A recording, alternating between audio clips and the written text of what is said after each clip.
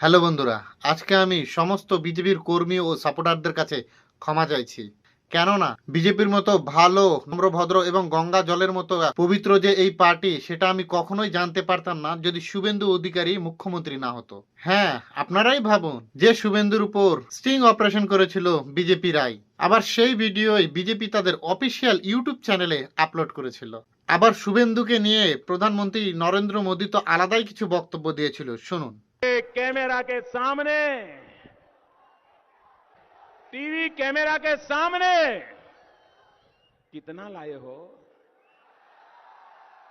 अच्छा, लाओ लाओ। और ऐसे कुर्ते में रख देते हैं।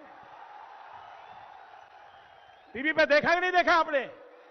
और चेहरा कितना भोला भाला था।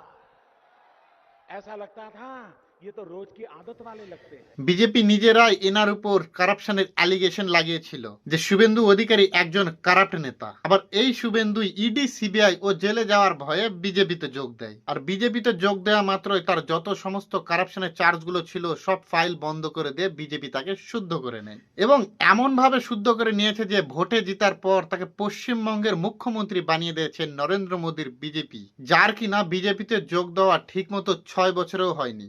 বাহ! বিজেপিতে অনেক পুরনো নেতাদের মধ্যে একজন সৌমিক ভট্টাচার্য।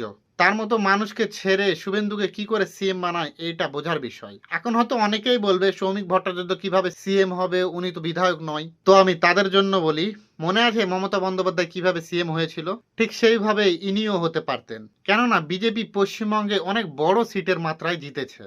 একটা কথা বলি, শুভেন্দু অধিকারী কিন্তু আগে টিএমসিতে ছিল।